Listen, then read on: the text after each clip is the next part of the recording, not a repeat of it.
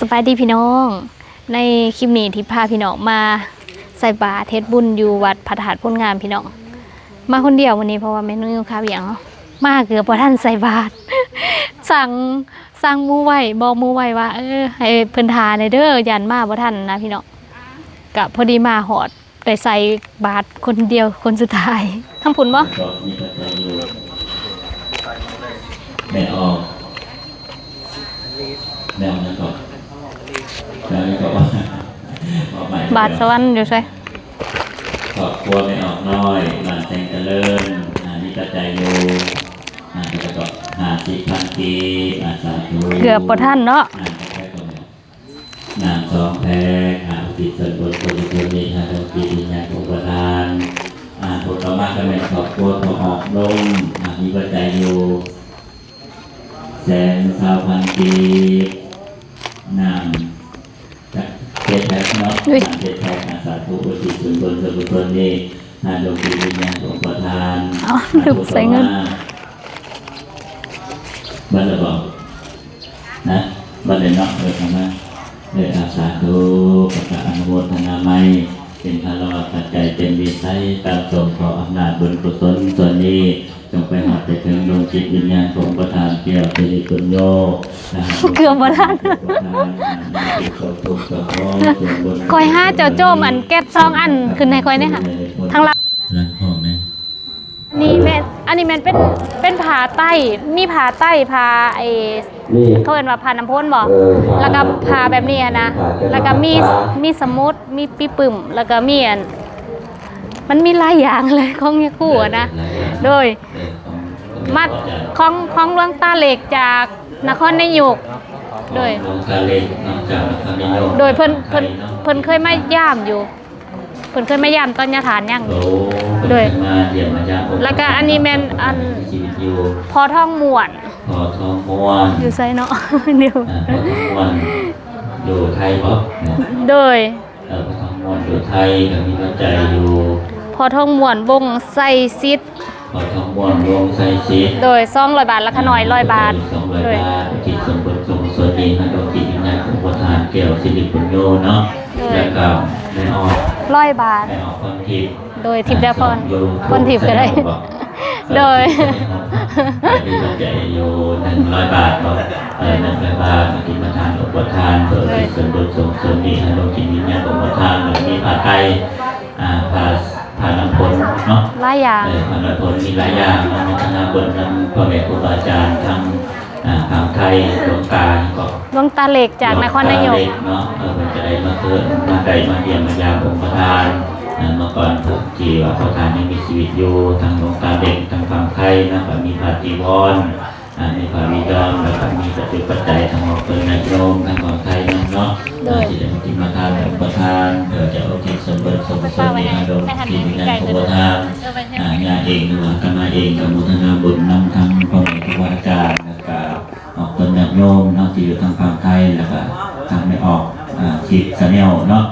สองดูทุกเป็นเป็นสัพพะสุสัทธาฝั่งพาวบาจองมาโดยตลอดเนาะกับสาธุอนุโมทนาบุญนำเด้อทางพ่อแม่ครูบาอาจารย์ทางของเป็นแบบโยมที่อยู่ฝั่งไทยหรือว่าไม่ออกฝั่งชิดเนาะขีดสแนลอนุโมทนาบุญนำประกาศอนุโมทนาไม่เป็นพลวัตปัจจัยเป็นนิสัยการส่งขออำนาจบุญกุศลส่วนนี้จงไปหอดไปถึงดวงจิตวิญญาณของประธานแก้วสิริปุญโญถ้าหากดวงจิตวิญญาณของประธานแก้วสิริปุญโญหากยังตกทุกข์ก็ขอส่วนบุญส่วนกุศลเหล่านี้จงนำคำนำสู่ให้เป็นผลจากทุกข์ถ้าหากดวงจิตวิญญาณของประธานหากได้เป็นสวยสุขแล้วก็ขอให้สุขยิ่งล้นบุญกุศลส่งกลับหาดวงอินทราพรหมาเทวดาอาภุส่งกับสารกหาทานถ้าหากดวงจิตวิญญาณองค์ประธานหากได้รับผู้แล้วขอให้ประธานอนุโมทนาขอให้ประธานจงมีเมตตาต่อพ่อแม่ครูบาอาจารย์ออกเป็นญาติโยมที่อยู่ทางฝั่งไทยไม่ออกติดสแนลเนาะที่ได้มาทานนำในวันนี้ก็ขอให้ประธานและครอบครัวของประธานทางพ่อแม่ครูบาอาจารย์ก็ขอให้มีแต่ความสุขความเจริญในศีลในธรรมมีอายุวันนะสุขภาละมันยืนมาทุกคนทุกตนในกอขาเทินอาสาธุด้วยเด็ดแก้วพระคุณแห่งไตรลักษณ์จงกำจัดโทษภัยให้ห่างไกลไรเว้นภัยหายศัตรูมันอย่าบังเบียด อย่าให้คงเจียดแทนอารมณ์กาให้งวงเหงาเตือนหงเศร้าให้สดชื่นใสแสงถึงยามแรงให้เจ้าใสยงดังแสงไฟผ้าอันว่าโลกาไขวัดไอไฟปัญญาให้นี้ออกจากเจ้าไกลทางห่างนี้ให้พ้นทางมีอายุวันนาสุขภาระบันยืนหมดทุกคนทุกตนเลยขอขาเทินอาสาธุอาตมาบนนำทางพ่อแม่ครูบาอาจารย์น้องแบบทางอกสัญญาโยมที่อยู่ฝั่งไทยแล้วก็ทางไม่ออกติดสะแนวเนาะก็มีทางปัจจุบันใจแล้วก็มีผาจีวรอะไรอย่างเนาะโมทนาบนนำเด้อพ่อแม่ครูบาอาจารย์ขน่อยเป็นบุญเป็นกุศลอยู่ดีมีแห่งคนทำนำสู่มีความสุขความเจริญปรารถนาสิ่งใดเป็นไปโดยสอบประกอบโดยสิ่งได้ทำแล้วก็ขอให้พ่อแม่ครูบาอาจารย์พร้อมโดยองค์เสด็จโยมจงมีแต่ความสุขความเจริญปราศจากโรคภัยไข้เจ็บมีอายุวันนะสุขภาระมันยืนหมดทุกคนทุกตนแด่ขอการเทินอาสาธุ ตอนนี้ใส่บาตรแล้วเรียบร้อยพี่น้อง อันนี้ภาพลง YouTube ด้วยนี่ต้องได้ไปเบิ่งอยู่ YouTube แต่ผู้สาวงามๆมาใส่บาตรเนาะใส่บาตรเรียบร้อยแล้วพี่น้องแล้วก็พอดีเอาของมาถวายของหลวงตาเหล็กเพิ่นฝากมาแต่ก่อนได้มาบ่ได้ได้น้ำท่วมมาเด้แล้วก็บ่ได้มาหาก็มาแล้วก็พอดีพอทั้งมวลเพิ่นพาให้บุญนำก็เลยมาถวายอยู่นี่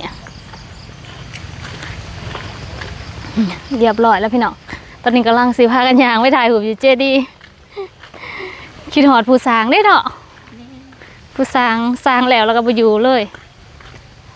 สร้างแล้วก็ไปวังส้มว่าสีสร้างอนุสรณ์สถานไว้ก่อนไปอีหลีเนาะสร้างแล้วก็ไปเลยโอ้มาตอนนี้เพิ่นเฮ็ดอันนี้เรียบร้อยแล้วเนาะทาสีใหม่เรียบร้อยแล้วเด้พี่น้องตอนนี้เพิ่นทาสีระเบียงเรียบร้อยแล้วเนาะประตูเขามี4ด่านแล้วแหละงามเลยเด้วันนี้ส้มซื้อพระธาตุโพนงามเลยเด้อวันนี้เด้อ มีพระธาตุเลยแต่ก่อนน่ะบ่มีเด้พี่น้อง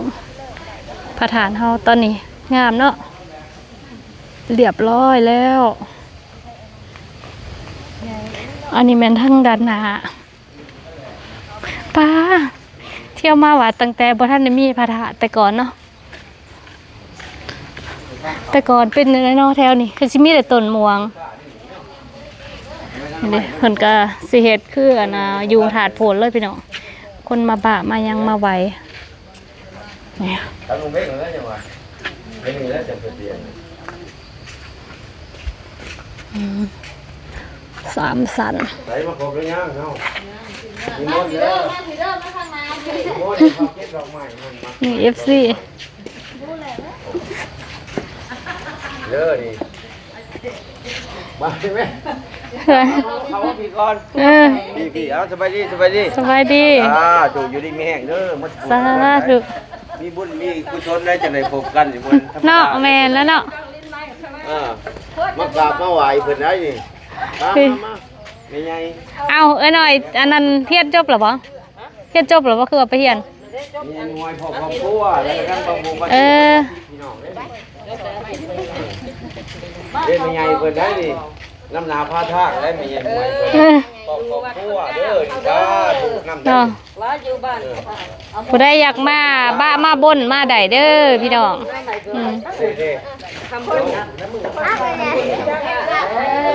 มาสมลมมาถ่ายรูปแล้วนี่นะพี่น้อง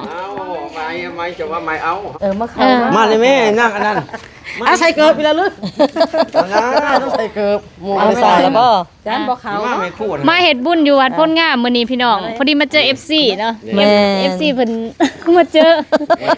FC มาเจอเขาก็มาเจอ FC นี่บ่เลยแม่ท่าเป็นจะได้มาพอนะนางอันเบิ่งตลอดอยากพออยากเห็นเพิ่นเลยมาเจออยู่วัดพ้นงามนี่เห็นตัวจริงจะแม่นว่าจบเจือเรียรออันนี้สมพรอันปรารถนาอยากพอให้ลำรวยๆได้ลูกเด้อจะไปหันเมืองไทยเมืองลาวอยู่ต่างประเทศอยู่ไสได้อยู่เมืองลาวก็ทุกบ้านมาเฒ่าติดตามให้เจ้าดังรวยๆเฮงๆบุญคำบุญชู FC หลายๆผู้ใดก็คอมเมนต์หลายๆให้นางทิพย์เด้อกดไลค์กดแชร์หน่อยเนาะแม่ท่ากดไลค์กดแชร์ให้เราเด้อนางอันนี้หันคนบุญได้นี่มาอยู่ในวัดว่าอารามนี่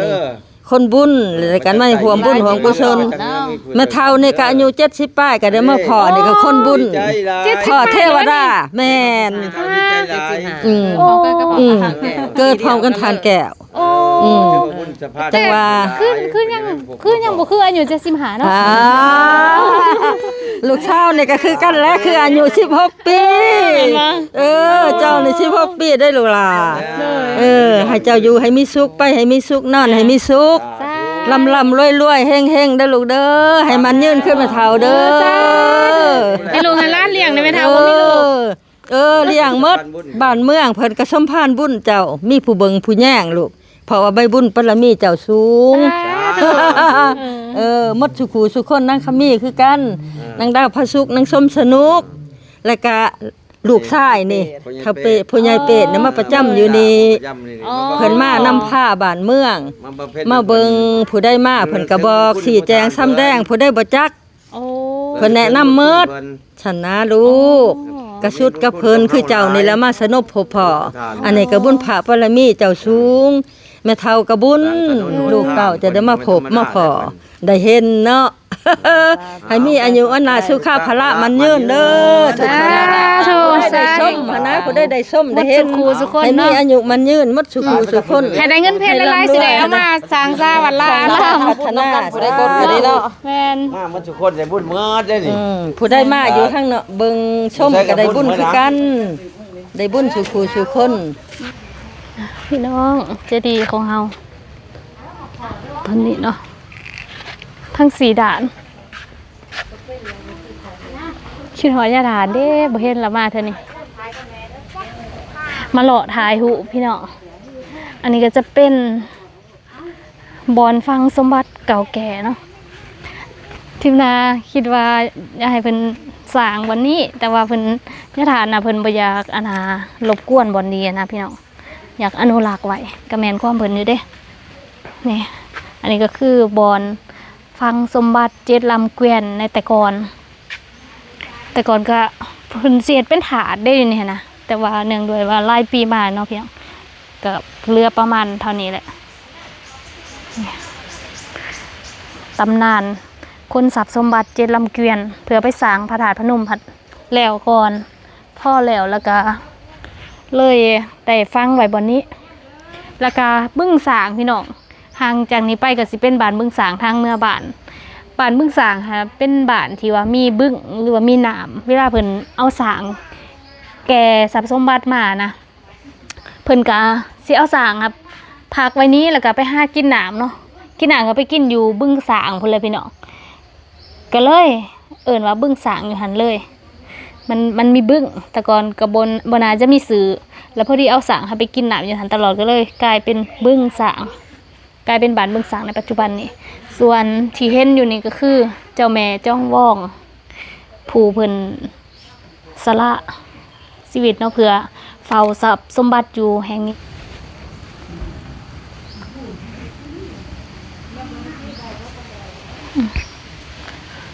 มามื้อนี้ทิพย์ก็มาคนเดียวพี่น้องเพราะว่าแม่น้องนิวเพิ่นค่าเวียกเนาะเพิ่นบ่ทันมาทิพย์ก็เลยฝ่าวก็เลยบ่ได้ถามแม่น้องนิวก็เลยมาคนเดียวย่านมาบ่ทันใส่บาตร เพิ่นไปเปิดหานสวยแม่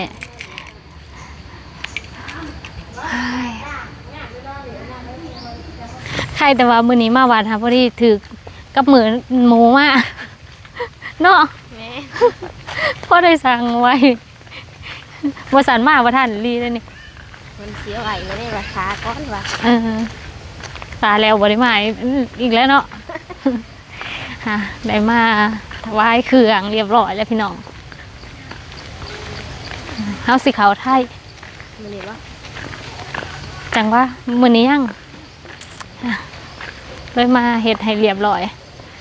บ่อยากเอาเครื่องไว้ด้นนะ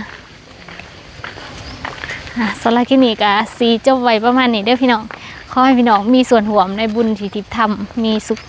ความสุขกายสุขใจเมื่อสุขหูสุขคนเด้อโชคดีสาธุ